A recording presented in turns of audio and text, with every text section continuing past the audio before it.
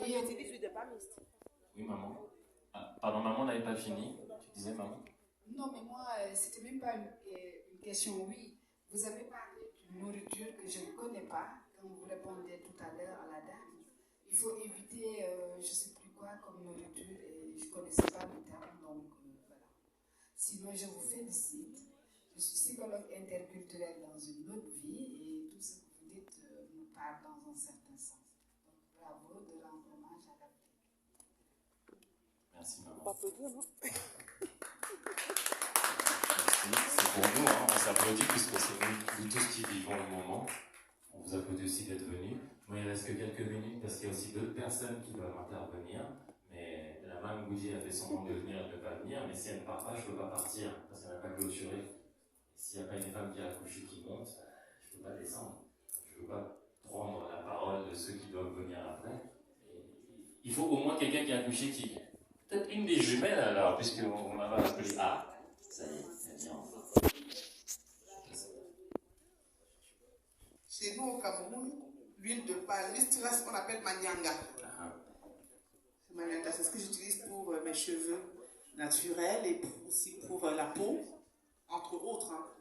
Après, le moringa, l'aloe vera, plein de choses comme ça. La citronnelle aussi. Je me lave même avec ça.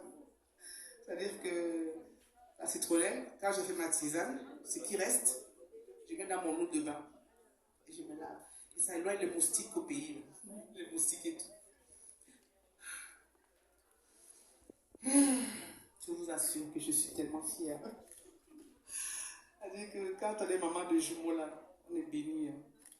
Au pays, là, quand on est maman de jumeaux, quand tu t'assois, on t'essuie d'abord la chaise. On t'essuie la chaise, on dit assieds-toi. Parce que papa, je t'appelle aussi papa, c'est bien tout. Je suis papa d'enfant. Comment j'ai accouché? Les filles, t'es-tu là? J'ai parlé. J'ai eu la chance hein, parce que j'ai appris que j'étais j'étais enceinte de jumeaux à 2 semaines. 2.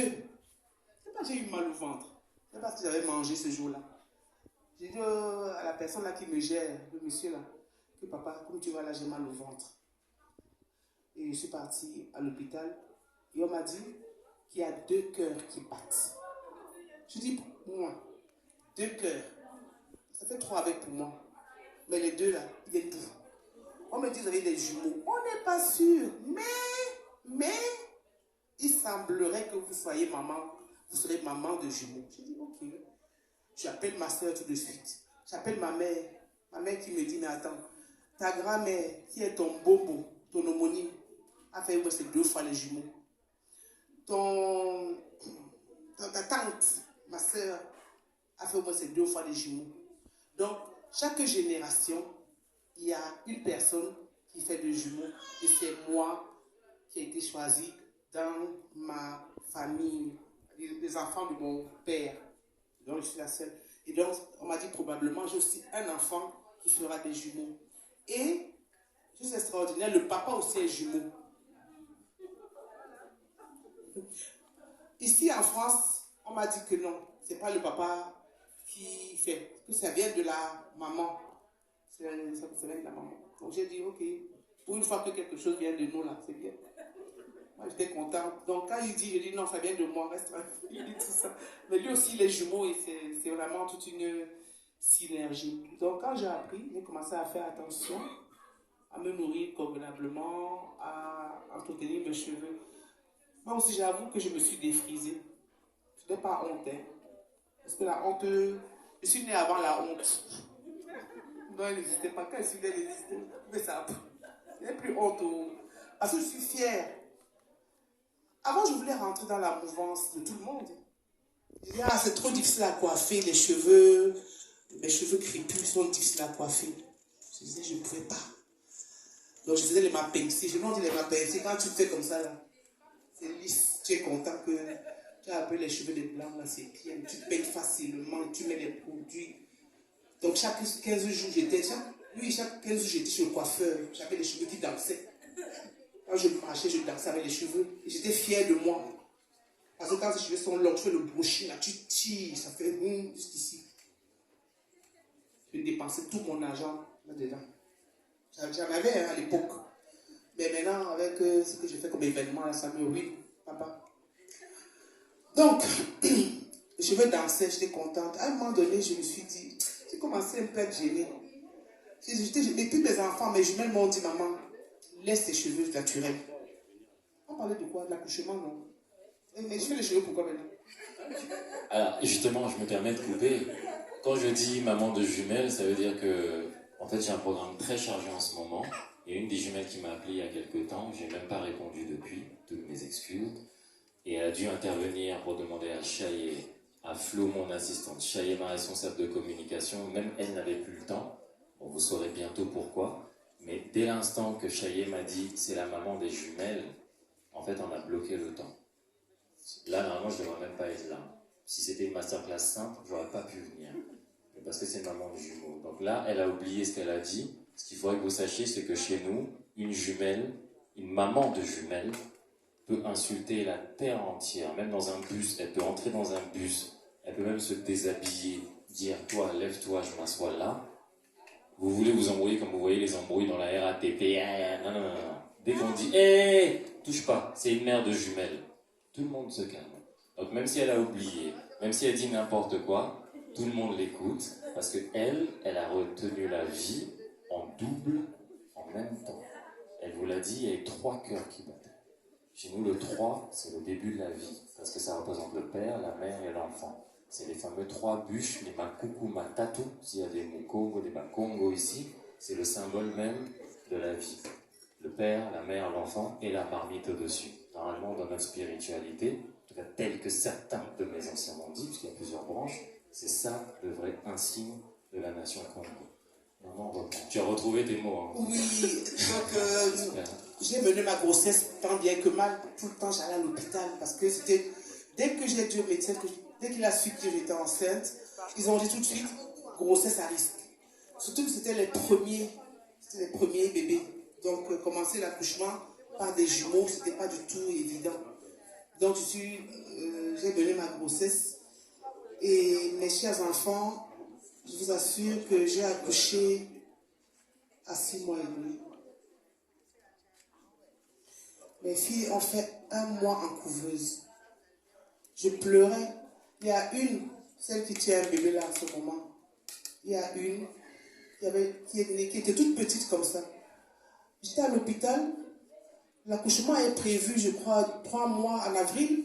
Et en janvier, un jour, j'ai eu une bronchite et on me dit, attendez, les médecins vont arriver. Ils sont tous arrivés. Ils étaient au moins 5, 6. Ils parlaient entre eux. Qu'est-ce qu'on fait? Qu'est-ce qu'on fait? Ils se regardaient. Je dis, mais qu'est-ce qu'il y a? Est-ce que j'ai perdu un bébé? On me dit, non, non, non, mais il faut absolument qu'on sache.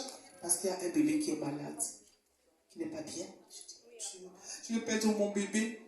Et l'obstétricien a dit à son anesthésiste, on le fait. Ils sont tapés dans les mains en disant, comme s'ils prenaient un risque. J'appelle papa. Le papa, je dis, je vais accoucher. Il me dit, mais c'est en avril. Je dis que non, ils disent que je vais accoucher aujourd'hui, il faut que tu viennes. J'étais au travail. Ils m'ont préparé rapidement. Je suis allée à table d'opération, puisque j'étais césarisée, puisqu'il y avait un bébé qui ne mangeait plus. Il y a une qui mangeait toute la nourriture de l'autre. Elle mangeait tout.